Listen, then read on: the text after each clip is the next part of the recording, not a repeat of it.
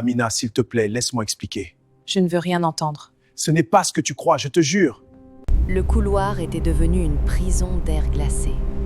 Marc essayait de balbutier des excuses, mais Amina ne le regardait même plus.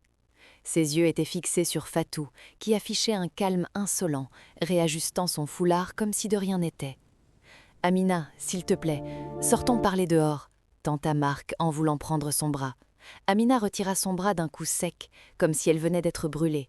« Ne me touche pas, Marc, ne pose plus jamais tes mains sur moi. » Elle se tourna vers Fatou, la voix tremblante mais puissante. « Toutes ces années, Fatou, quand ma mère est morte et que tu dormais dans mon lit pour me consoler, tu pensais déjà à comment me détruire ?» Fatou eut un rire bref, presque indaudible. « Ta mère, elle m'aimait plus que toi, Amina. Elle voyait bien que j'avais plus de mérite. Toi, tu as toujours eu tout sans lever le petit doigt. Marc n'est pas une erreur, c'est une justice. » Le sang d'Amina ne fit qu'un tour. Elle ne cria pas, elle ne pleura pas encore, elle fit demi-tour et marcha d'un pas ferme vers la grande salle du restaurant où les deux familles attendaient, les verres levés, célébrant une union qui n'existait déjà plus.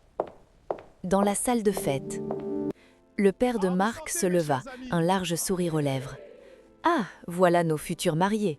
On allait justement porter le toast pour la dot. » Amina s'avança jusqu'au milieu de la salle.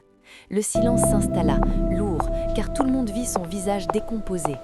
Marc et Fatou entrèrent derrière elle, la tête basse pour l'un, le regard provocateur pour l'autre.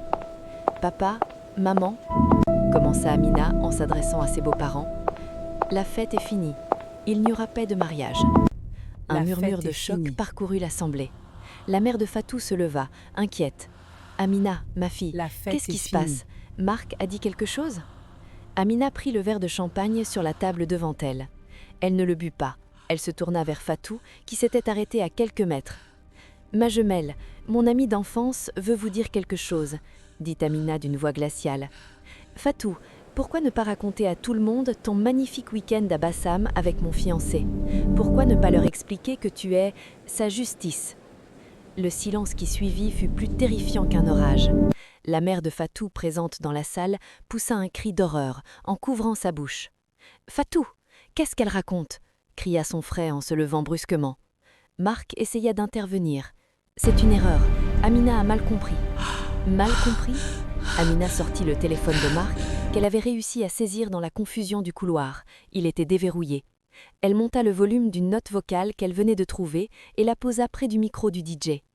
La voix de Fatou résonna dans toute la salle. « Marc, dépêche-toi de finir cette fête. J'en ai marre de te voir tenir la main. J'ai encore le beurre de ton parfum sur ma peau depuis hier soir. » La gifle de la mère de Fatou ne tomba pas sur Amina, mais sur Fatou. Un chaos total éclata. Les familles commencèrent à se disputer, les insultes volaient.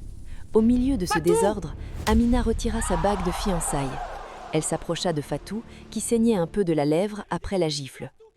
Elle glissa la bague dans la main. « Tu voulais ma vie, Fatou ? Prends-la. Mais n'oublie jamais une chose.